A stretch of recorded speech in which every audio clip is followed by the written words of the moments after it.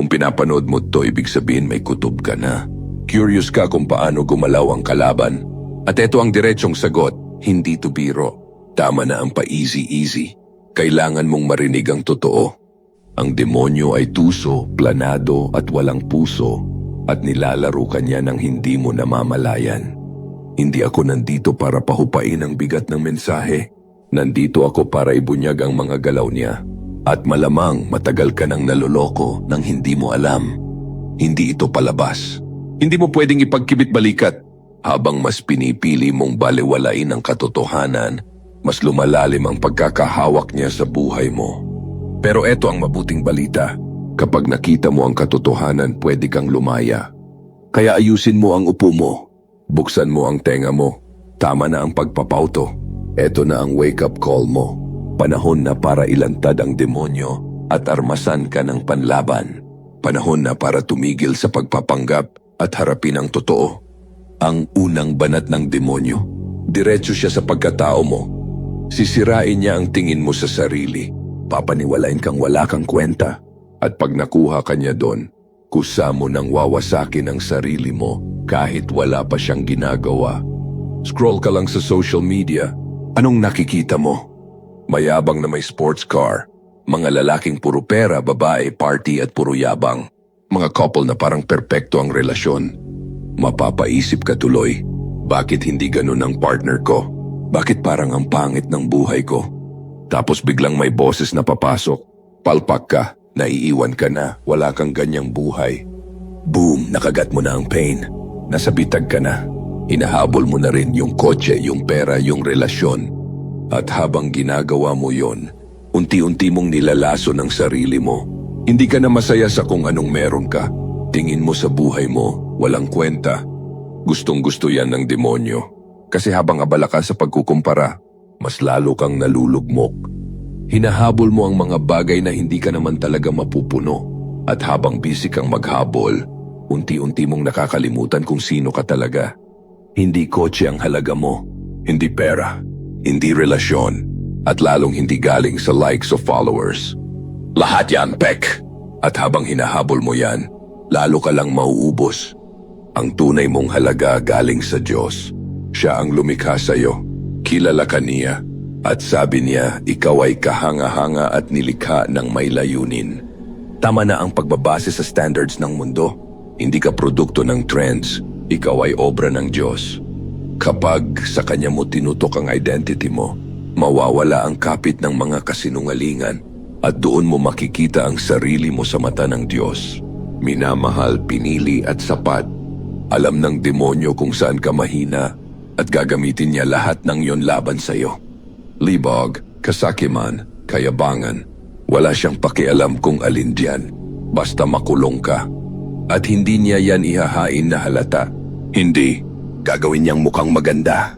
Yung libog, tatawagin niyang freedom. Yung kasakiman, ambition lang yan. Yung kayabangan, confidence lang naman. Scroll ka ulit, at boom. May nagyayabang ng pera. May nagpapakita ng perfect life. May nangudyok. Hindi ka sapat kung hindi ka ganyan. Lahat yan, pain. At pag kinagat mo, trap na agad. Nakakulong ka na sa cycle ng gusto ko pa. Mas maraming pleasure. Mas maraming pera. Mas maraming validation. Mas maraming freedom. Pero kahit gaano karami, kulang pa rin. At yung demonyo, tumatawa. Kasi nakuha ka niya. Nalabo ang paningin mo. Hindi mo na makita ang tunay mong purpose. Hinahabol mo ang panandaliang saya. Mga bagay na nabubulok, nawawala at walang saysay. Naligaw ka sa huwad na kalayaan. At yan mismo ang gusto niya. Hindi mo matatalo ang demonyo sa paglalaro ng apoy. Takbo ka sa Diyos. Gusto ng demonyo paniwalain kang yung libog, kasakiman at kayabangan ang pupuno sa'yo. Pero hindi, sisirain ka lang niyan. Ang tunay na lakas hindi yung sinusunod ang bawat gusto. Ang tunay na lakas yung kayang magsabi ng hindi. Ang disiplina, hindi kaaway, sandata mo yan. Kapag isinuko mo ang plano mo sa Diyos, bibigyan ka niya ng lakas para talunin kahit anong patibong ng demonyo. Hindi mo kailangang lumaban mag-isa, kasama mo ang Diyos. At sa kanya, mas malakas ka kaysa sa kahit anong demonyong lumalaban sa'yo. Kung hindi kanya kayang sirain ng harapan, didiskarte siya. Panay distraction. Hindi kanya kailangang sambahin siya. Sapat na yung abala ka sa walang kwentang bagay para hindi mo na marinig ang Diyos. Ang cellphone mo, tunog ng tunog. Videos, memes, trends, notifications. Lahat gustong kunin ang atensyon mo. Tapos ayun ka na. Scroll ng scroll. Oras na ang binubuhos mo sa walang kwentang content. Yan ang taktika ng demonyo. Gisingin ka sa dami ng ingay para hindi mo marinig ang tinig ng Diyos. Kapag punong-puno ng kalat ang isip mo, hindi mo na alam kung ano ang totoo. Hindi ka na makafocus sa dapat kasi abala ka sa basura. Hindi mo matatalo ang distraction kung hindi mo kukunin pabalik ang oras mo. Tahimikin mo ang paligid. Ang demonyo na mamayagpag sa ingay. Gusto niyang lamunin ka ng walang kwentang bagay.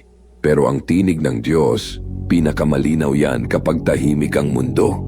Tanungin mo sarili mo, gusto ba ng Diyos na inuubos mo ang oras mo sa kakascroll? Sa panonood ng basura? Sa mga bagay na hindi naman nagpapalalim ng buhay mo? Alam mo na ang sagot. Tigilan mo na ang pagbibigay ng gusto ng kalaban. Ituon mo ang mata mo sa Diyos at doon mo mararanasan ang linaw, layunin at kapayapaan na hindi kayang ibigay ng mundong to. Alam ng demonyo na ang pinakamakapangyarihang sandata mo ay pananampalataya, kaya gagawin niya ang lahat para sirain yan. Magtatanim siya ng duda. Kung mahal ka talaga ng Diyos, bakit ka nahihirapan? Baka wala siyang pake. At minsan, ginagamit pa niya ang mga taong malapit sa iyo. Sasabihin nila, sayang lang yung paniniwala mo, wala namang nangyayari. At kung hindi uubra ang duda, babaluktutin niya ang salita ng Diyos. Luma na yan, oppressive, sundin mo na lang puso mo, ikaw lang ang makakatulong sa sarili mo. Gagawin niyang mukhang freedom ang self-reliance. Pero ang totoo, pinalalayo ka lang niya sa Diyos. Ito ang katotohanan. Kung hindi ka nakaugat sa salita ng Diyos, lahat ng kasinungalingan ng demonyo akala mo totoo. Niloloko ka na ni hindi mo alam. Kung hindi nakaugat sa katotohanan ng puso mo, lulunurin ka ng kasinungalingan. Ang pinakamalakas mong depensa, salita ng Diyos. Hindi lipas ang Biblia, buhay yan. Kayang maghiwa ng kasinungalingan at ilantad ang totoo. Kung hindi mo alam ang totoo, paano mo malalaman kung binabaluktot na ito? Ang pananampalataya hindi base sa feelings, desisyon yan. Desisyong magtiwala kahit parang hindi mo maintindihan ang nangyayari. Ang mga pangako ng Diyos, hindi basta salita, hindi matitinag. Kapag dito mo tinayo ang buhay mo, kahit gaano kalakas ang atake ng demonyo, hindi ka mababagsak. Hindi lang basta gusto ng demonyo na guluhin ang buhay mo. Gusto niyang yakapin mo na ang gulo na parang normal lang. Tumingin ka sa paligid. Pamilya, watak-watak. Disiplina, ginagawang biro. Rebellion, pinapalakpakan. At sinasabi sa'yo, okay lang yan, normal na yan ngayon. Pero hindi yan normal. Yan ang wasak. Yan ang kaguluhan na binalot sa peking kalayaan. Ang buhay na puro kung ano ang trip ko ngayon. Hindi yan freedom. Yan ang pagkaalipin sa sariling pita. Ang demonyo tatawagin ang kaguluhan na freedom para hindi mo nahanapin ang kaayusan ng Diyos. Para mamuhay ka sa gulo at isipin mong choice mo yon. Ang kaguluhan hindi kalayaan, destruction yan. Pero ang kaayusan ng Diyos, hindi yan hawla, yan ang tunay na buhay. Kapag inalign mo ang buhay mo sa katotohanan ng Diyos, titigil ka sa pag-react sa gulo at magsisimula kang mamuhay ng may direksyon. Ang disiplina, hindi parusa, sandata yan. Ang responsibilidad, hindi pabigat, tawag yan ng calling mo bilang tunay na lalaki. Huwag mong hayaan na paniwalain ka ng demonyo na ang pagsuway ay lakas. Ang tunay na lakas, yung kayang magpasakop sa plano ng Diyos kahit mahirap. Sa ilalim ng kaayusan ng Diyos, makakahanap ka ng kapayapaan, kalinawan at lakas para manindigan sa gitna ng ingay ng mundo. Alam ng demonyo na kaunti na lang ang oras niya, kaya todo banat siya. Pero eto ang hindi niya hawak, ang ending. Ikaw ang may desisyon. Gumising ka, buksan mo ang mata mo. Kita mo na ang mga galaw niya, huwag mo nang balewalain. Lumapit ka sa Diyos. Dahil ang kapangyarihan niya, mas malakas kaysa sa lahat ng panlilinlang ng kalaban. Tumindig ka, lumaban ka, mamuhay kang malaya. Kung tumama sa iyo ang mensaheng to, huwag mong sarilin, i-share mo. Ipakita ang suporta sa pamamagitan ng pag-like sa video na to at huwag kalimutang mag-subscribe para sa mas marami pang unfiltered lessons kagaya nito. Tayo ang Sakdal Laya.